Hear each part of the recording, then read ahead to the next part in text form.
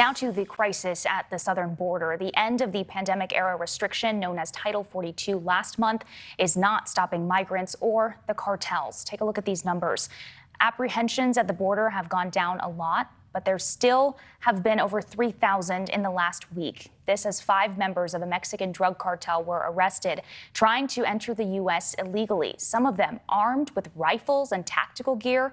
NewsNation has been reporting on these criminal organizations for months now, giving you a first-hand look at their violence. Correspondent Jorge Ventura joins us live once again. Jorge, somehow, some way, these cartels are becoming even more bold.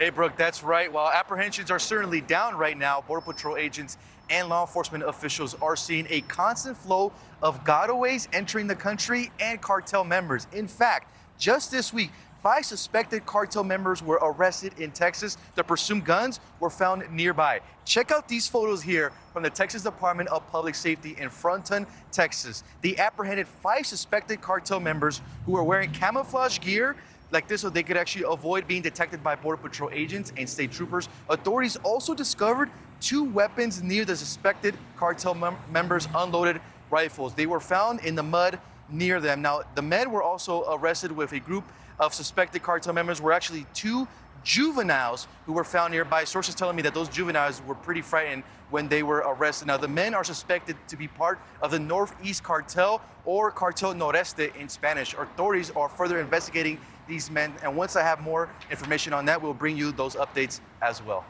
All right, Jorge, we also want to ask you about some new information on that 8-year-old migrant girl from Panama who died in U.S. Border Patrol custody.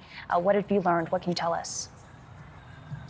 So, Brooke, right now we are learning some new details into the tragic death of the 8-year-old girl that occurred on May 17 at the Harlingen Border Patrol Station in Texas under Border Patrol custody. The 2 big details in this investigation was that Border Patrol staff were unaware of her illness and a nurse practitioner denying requests for an ambulance or a hospital visit on the day that she died. Customs and Border Protection Office of Professional Responsibility is investigating this incident and released a new update. That update says that on the day that the 8-year-old girl died in CBP custody, a nurse practitioner denied 3 or 4 requests for an ambulance or a hospital visit. The day before her death, which was May 16th, the 8-year-old girl had a fever that was treated by CBP with ice packs and fever-reducing medications. Border Patrol staff was not aware that she had sickle cell anemia. The cameras at Border Patrol Station in Harlingen did not work during this time, which meant only 3 medical encounters were documented, according to Customs and Border Protection Office of Professional Responsibility.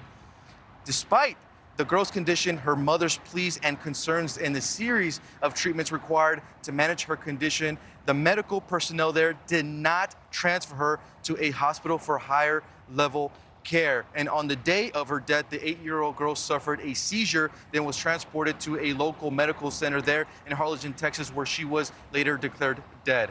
Brooke? Difficult update. Jorge, thank you. Thank you for watching. Go to newsnationnow.com to find NewsNation on your television provider. And don't forget to click the red subscribe button below to get more of NewsNation's fact-driven, unbiased coverage.